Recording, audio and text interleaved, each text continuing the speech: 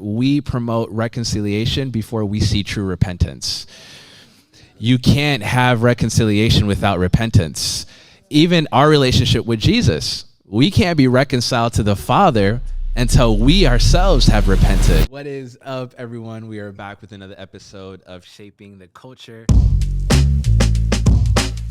Let's just get to it. The whole secular sacred divide. There is no distinction in the scriptures.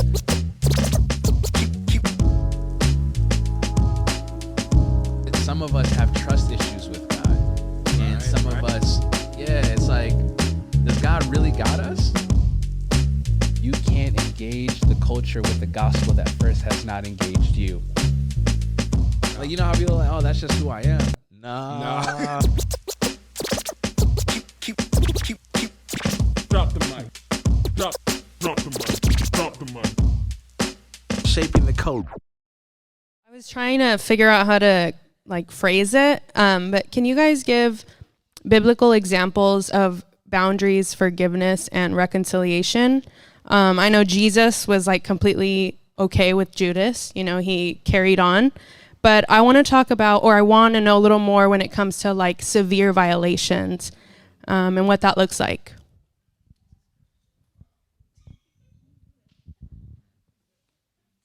She said severe. I was like, whoa.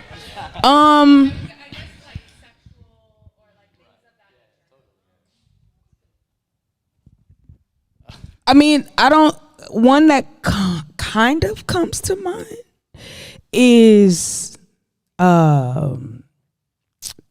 Sarah, Abraham, and Hagar. And only because the Lord sends her back. She's like, get me out of this. This is a disaster. Off a decision they all made together. And then the Lord sends her back. That's the only thing that comes to mind. I don't know a biblical story. I just would think principles. This is a heavy question. I want to make a distinction between forgiveness and reconciliation. I think forgiveness is something that God has called all of us to, but that doesn't always result in reconciliation. So an example I think of is Zacchaeus. Zacchaeus in the Bible is just robbing people. He's a tax collector. And when I say this is severe, he's causing people to go into poverty. And he's taking their money and funding a government that's going on to rape their daughters and kill their sons, right? So not only is Zacchaeus taking money more than he needs to from people, but then he takes that money and gives it into a government's hands that goes on to oppress their communities. You guys know the story. He went up this sycamore tree. Wee little man. Zacchaeus was a wee little man. A wee little man was. I always got to do that. I know, right? Jesus sees him. He's like, "What are you doing up there?" He's like, "Let me go to your house." And they go, and then Zacchaeus, he recognizes. I don't know what happened in that conversation, but he recognized that he made a mistake, so he repented. But then, how do you know that he truly repented? He went back to the people he took from, and not only gave back what he took from them, but 4 times what he took from them. That is true repentance.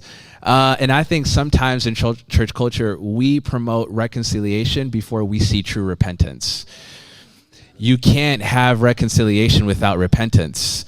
Even our relationship with Jesus, we can't be reconciled to the Father until we ourselves have repented. And so reconciliation is a very sensitive thing. I think reconciliation should be reserved for true repentance. But forgiveness, that is something that God holds us accountable to. And the tough thing about forgiveness is, and this is something, my dad's here, this is something my dad taught me, forgiveness is not a one-time thing. Forgiveness is a process. So I can forgive someone today, but then 2 weeks later, just be triggered out of nowhere. Just living my best life. I smell a scent. I see a billboard. I see an ad on Twitter, and I'm mad all of a sudden, right? I have a responsibility in my heart to forgive that person again, right? And so forgiveness is a process. Forgiveness is what God holds us responsible for. But reconciliation, you can't have that until you see true repentance.